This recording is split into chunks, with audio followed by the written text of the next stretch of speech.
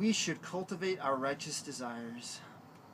The Lord intends for us to not only possess our own unique desires, but to cultivate them. There's a scripture. Ask, and it shall be given unto you. Seek, and ye shall find. Knock, and it shall be opened unto you.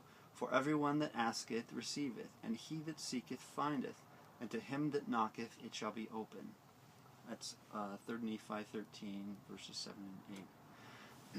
The scriptures are replete with the examples of what are considered righteous people whom the Lord trusted and encouraged to engage with the desires of their hearts. He did this after they had shown by obedience the desire to become like him. He knew their motivations and desires and discerned that they were ready to further embrace their godlike potential as creators.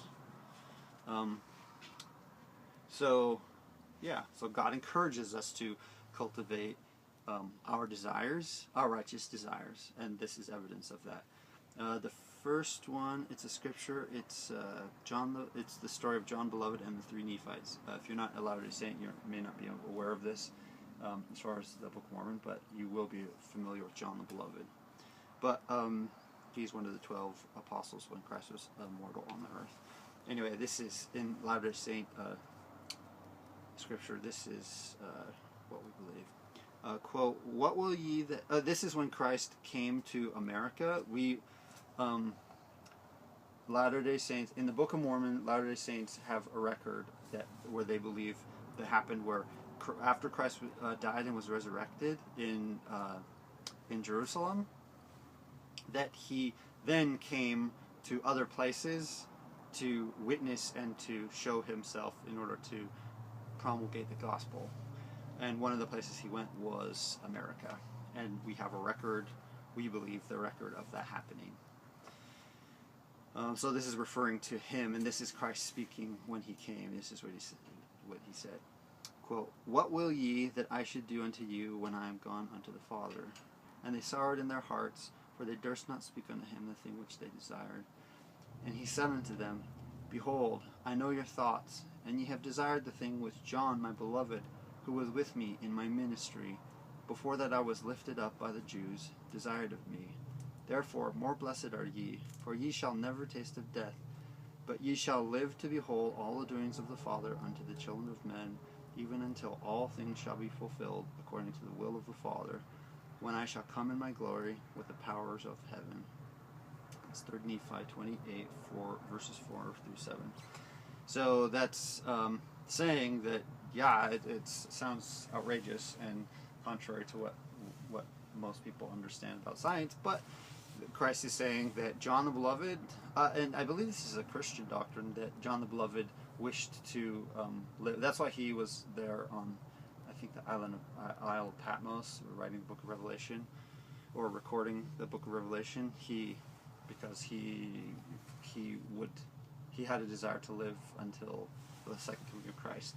And who we call the three Nephites desired the same thing, and so the Lord gave them what they asked for. Because again, we said earlier, ask and you shall receive. The Lord actually means that, and that's my point.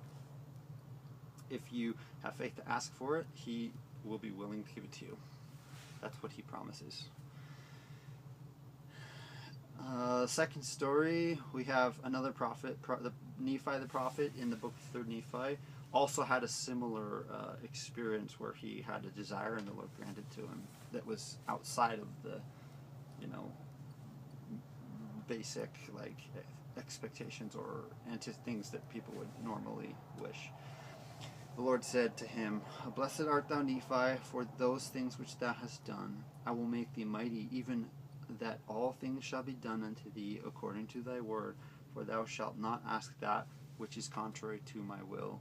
That's Helaman 10, 4 and 5. Specifically in this story, the prophet, there's a number of people named Nephi in the Book of Mormon, but this one also was named Nephi. He was a prophet around the time that Christ came. In fact, he was there during this previous story, and he specifically asked for had certain desires, and the Lord came and granted those desires that he wanted.